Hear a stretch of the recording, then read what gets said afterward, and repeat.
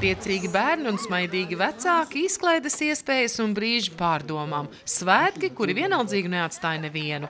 Tāda ir saulainā 1. maija diena Cesvainē, kas tuvus un tālus viesus aicinājusi Cesvainas pils apkārtnē. Daudz svētku vienā dienā. Svinam, protams, ka ģimenes dienu Cesvainas pilī jau kuro gadu, balstoties uz to, ka Adolfam un Vulfam šodien 168 mūsu pils cēlājas. Priecājamies par to, ka mēs turisma centrs esam 5. gadu jau šeit, skaistajos zirgu staļļos, kur arī šodien atklājam Madonas novada mākslinieces Solitas Šleseres gleznu izstāde, arī Cesvainas plenērā tapuši darbi šeit ir tirgus un izklaides bērniem un dažādi gardumi, našķi un amatnieki satiekami. Laiks gan mūs mazliet nelutina, cerams, ka nopirktie tomātu stādi izdzīvos, koncerti arī staļļu pagalmā. Ceram uz jaukiem svētkiem. Un svētki patiešām izdevās, jo gan lieli, gan mazi prata sev atrast tīkamu nodarbi. Patiesībā diezgan daudz, viss kaut kas ir, ko redzēt. Braucām no Gulbenes puses, tā kā ir patīkami, neesam vīlušies. Un es skatos, ka jūs pat uzdejojat.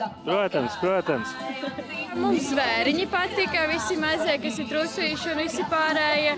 Tas jau arī svarīgākais. Un tētim? Arī galvenais zvēriņi, lai Robertam patīk. Man patika vairāk taisīt tās rokas sprādzes un tās monētas. Un spēles? Vienu. Vienu. Kuru? Tur, kur bumbiņas celā. Bija forši? Jā. Es taisīju rokas sprādzes un arī monētas. Tas bija visforšākais, kas man patika. Nākamgad vajag šādus ģimenes svētkus? Jā, noteikti. Bērniem patīk apsīst jau 3. aprocīti taisa. Forši. Bet cilvēkiem patīk? Patīk, jā, protams, ka patīk. Tā darbošanās ir viegla, grūta, interesanta. Kā tev tur veicās? Labi, bija ļoti interesanti taisīt. Jā, jo zirdziņu arī. Un droši vien spēles spēlēja visādas, vai ne? Kad cel augšā, pārbaudīsim, vai tu esi brokastu šorīt kārtīgi ēdis. Jā, jācenšas pa vidu trāpīt. Aiziet vēl vienu, tādu kārtīgu. No, tagad ceļam augšā, skatāmies, kā būs sanācis. Tu esi kādreiz kaut ko tādu jau darījis? Ne? Patika? Jā. Interesanti, vai ne? Tāda īsta vīra nodarbošanās. Jā. Kā tad svētki, kā Cesvaina svin? Ļoti jauki. Mēs no Dzelzavas esam. Ļoti patīkami, jā, skaisti svētki. Esat kaut ko vēl pabaudījuši? Drusku pagājāt uz priekšu tirdziņu, bet bija jāuzstājas.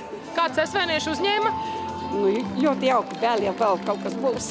Kas tajos svētkos ir tas viss jaudīgākais, ja tā var teikt? Tas ir sirsnība, ar ko viņi mums aicina, ar ko mēs viņus aicinām uz Dzelzavu. Dzelzava rullē vispār, jā. Lai tikai brauc. Un jūlija mēnesī mums būs roks festivāls 2. gadu. Visi pēc Dzelzava. Visi uz Dzelzavu. Jūs tā kā karstākās fanes roka festivāla? Jā. Mēs jau visus aicinām. Tās jūlijā Dzelzavā. Tikmēr Cesvainē svētki rit pilnā sparā, un kur gan bez tautai tik iemīļotā tirdziņa, kur līdz ar našķiem un puķu dēstiem var atrast arī neparastākas lietas. Tādas neredzētas lietas, vai jūs pati šujat un no kurienes tā ideja? Pati šuju, jā. Kā es gāju pensijā, tā arī sāku darboties ar to. Nav jau vakarā kaut ko darījis. Vīrs skatās televizoru un es darbojos ar rokdarbiem. Un pieprasījums ir? Ir, jā, protams. Un interesanti arī pabraukāt ar cilvēkiem, satiecies. Ko tad cilvēki vairāk izvēlās? Tās amizantos uzrakstiņus? Amizantos. Šodien, piemēram, visus tiekamies zem galda nopirka. Cik ilgā laikā top tāds grozs? Pāris stundas vajag, lai viņi tādu sapītu. Tas nav tā, kā pusstundā var dabūt. Tas nav nemaz tik ātri. Bet tas faktiski tā kā no sendienām nācis amats. Un kā ar cilvēku pirktspēju un gribēšanu? Daudzi saka, labprāt nopirkt, bet vienkārši tas, ka tagad nestādām jau vairs kartupeļus. Vienkārši viņus labi izmantot, piemēram, no puķu dobes nezāles iznes smiltis, var izpurināt, nav lieka zemes jānesā. Līdz pat tādām idejām, kā aliņus vasarā dīķi ielikt. Vai ne? Ko jūs te piedāvājat? Es esmu no Lietuvas, braļuks, halva ražota ar Latvijas konditoriem pa mūsu receptiem. Mūsu populārna halva, saules puku tradicionālna, bez vaniļova. Tas nozīmē, ka jūs uz Cesvaini braucāt tieši speciāli no Lietuvas? Jā, 3 valandas būs šķi. Kā garšo? Prīmā. Ir labi, jā? Jā, tā melnā. Bet kas tie pa svētkiem bez saldumiem, vai ne? tukši vēderi. Svētki nevar tikt svinēti, latviešiem īpaši.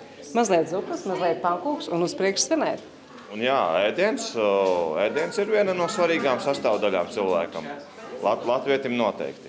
Tāpat kā ģimene, par kuras vērtībām un aktuālām tēmām tika diskutēts arī šo svētku ietvaros. Mani uzaicināja šeit gan kā deputātu, gan kā daudzbērnu ģimenes tēvu.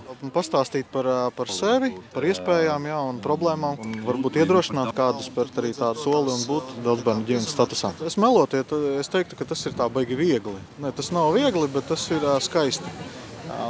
Es novēlu to skaistumu katram piedzīvot. Katram ir savi, protams, apstākļi, iespējas, veselība un tā tālāk, bet, ja iespēja ir, kāpēc ne? Vēl tikai jāpiebilst, ka savā ziņā šie svētki ir kā turisma sezonas starta punkts, un arī vasarai savs plāns cesvainiešiem jau ir zināms. Cik daudz var atklāt visus noslēpumus, bet skaidrs, ka, protams, muzeju naktī atkal būsim atvērti gan pils, gan arī šeit Staļļu pagalmā mēģināsim mūsiņu dienu ieskandināt. Esam taču tāda zirgu tradīcijās vieta. Dziesminieku festivāls Trubadūrs šogad notiks Cesvainē, tā kā aicinām visus arī jūlija pēdējā nedēļas nogalē ciemos. Leģendu nakts oktobrī, vēl 13. maijā Staļļu pagalmā aicinam uz franču džeza koncertu, tā ka arī tādas pasaulīgas skaņas ienesam Cesvainē.